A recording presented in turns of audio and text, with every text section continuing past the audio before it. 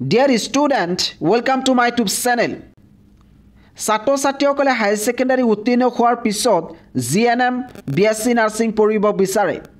কিন্তু কিছু সংখ্যক ছাত্ৰ ছাত্ৰীয়ে টকাৰ অভাৱত এনেকুৱা ধৰণৰ কোৰ্সত এডমিশন ল'ব নোৱাৰে আজি তেওঁলোকৰ বাবে এটা গুড নিউজ লৈ আহিছো এতিয়া কিন্তু ছাত্ৰ ছাত্ৰীসকলে একেবাৰে কম টকাত জিএনএম আৰু বিএসসি নাৰ্ছিং পঢ়িব পাৰিব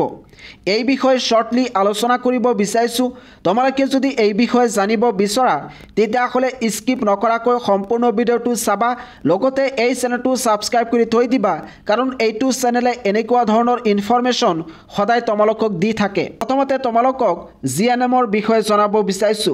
জিএনএম অৰ্থাৎ general nursing and midwifery duration হৈছে 3 বছৰ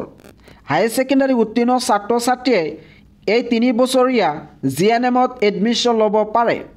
আৰু হাই সেকেন্ডাৰী চূড়ান্ত পৰীক্ষা যিসকল ছাত্ৰ ছাত্ৰীয়ে মিনিমাম 40% পাব তেওঁলোকেহে ইয়াতে এডমিশন ল'ব পাৰিব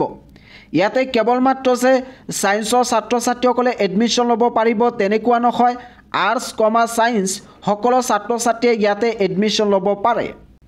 বিএসসি নাৰ্ছিং অৰ্থাৎ bachelor of science in nursing year duration হৈছে 4 বছৰ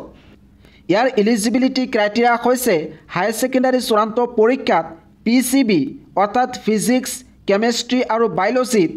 45% নাইবা ততোধিক নম্বৰ পাব লাগিব তেতিয়াহে তোমালোকে এই বিএসসি নাৰ্ছিঙত এডমিশন ল'ব পাৰিবা ইয়াৰ উপৰিও তোমালোকে এমএসসি নাৰ্ছিং আৰু পিবি বিএসসি নাৰ্ছিঙত এডমিশন ল'ব পাৰিবা ইতিমধ্যে এডমিশন দুনিয়াই তোমালোকৰ কাৰণে জিএনএম আৰু বিএসসি নাৰ্ছিঙৰ এডমিশন ওপেন কৰিছে